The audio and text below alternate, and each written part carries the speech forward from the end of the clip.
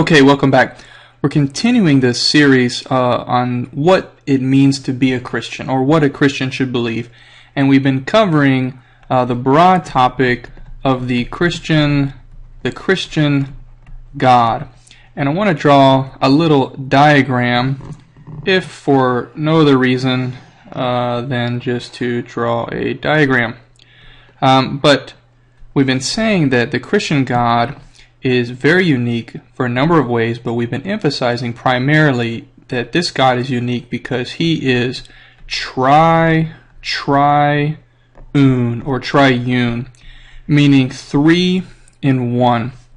And we've said thus far that the threeness, or the three side of the Divine Trinity, is number one, the Father, Son, and the Spirit. So this triune God is uniquely one, that's the un side or the un side, but also distinctly three. And the distinctions are here with the Father, the Son, and the Spirit. In the last video, we did put the Father, the Son, and the Spirit through the God test, so to speak.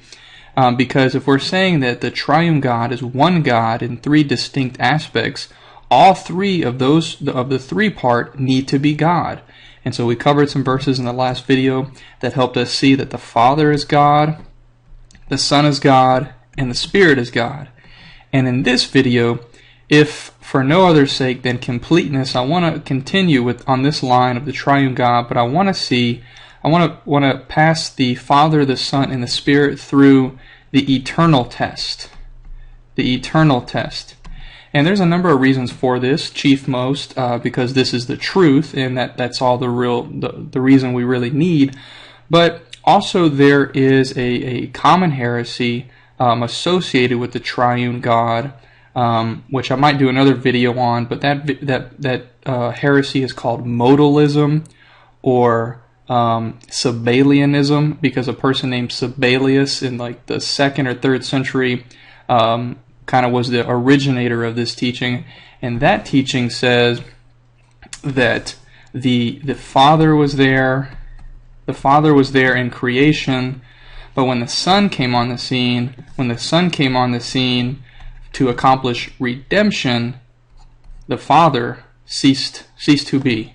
And then the Son was there during redemption, but then the Spirit came on the scene during the church age, and now no longer was the Son there. Really, this is kind of a teaching of, monarchianism, just meaning there's one God manifested in three modes. That's why it's called modalism, because this is like, mode number one in creation, mode number two, and then currently, since we're in the church age, we're experiencing mode number three of God.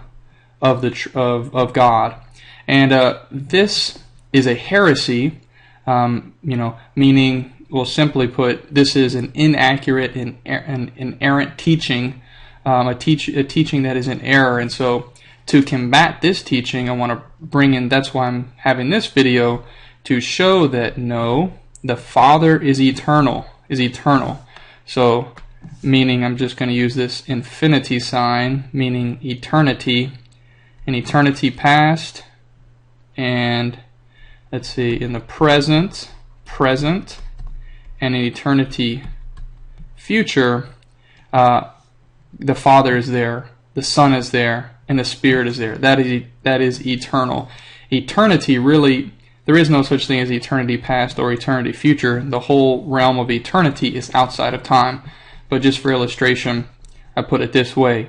There's never a time when the Father did not exist. And there will never be a time when the Father does not exist.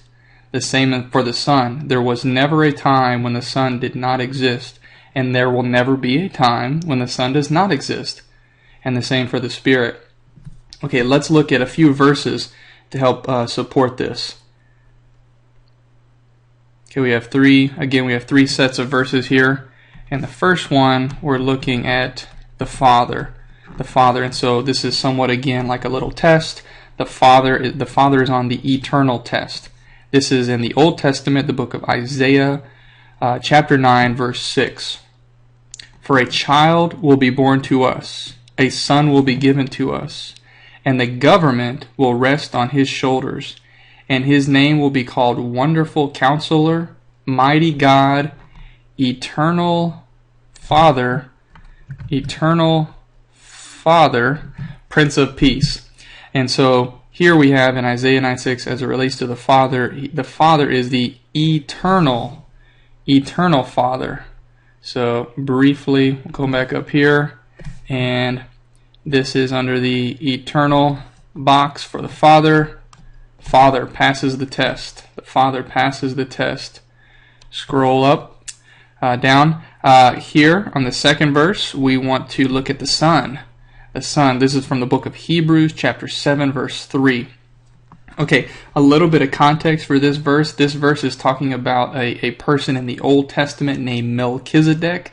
And so the first part of this verse, he's talking about this person Melchizedek. But here it'll say, but made like the Son of God. So this person is like the Son of God, and that's why we're using it here. So Hebrews 7:3, without father, without mother, without genealogy, having neither beginning of days nor end of life. Doesn't have a beginning, doesn't have an end, but made like the Son of God. The Son of God. He remains a priest perpetually. You leave this word perpetually. But emphasizing here, just as I mentioned, related to eternity, eternity really has no beginning and no end. It's outside of time. So the Son of God is like this, having no beginning and no end. Therefore, the Son is eternal. The last verse is related to the Spirit. So far we have 2 out of 3. Let's see if we can have 3 out of 3. Hebrews, same book, Hebrews chapter 9, verse 14. How much more will the blood of Christ, who through the eternal Spirit, offered himself without blemish to God, cleanse your conscience from dead works to serve the living God. So it's very clear here in the first and third verses. Had to read a little bit into the second one, but the first one we have the eternal Father, and this last one we have the eternal Spirit. We have the eternal Spirit. So thus far we have a pretty good understanding thus far, at least at a basic level, of the Christian God. The Christian God is triune, 3 in 1. As it relates to the 3 side, it's Father, Son, and Spirit. Father is God, Son is God, Spirit is God. The Father is eternal, the Son is eternal, and the Spirit is also eternal.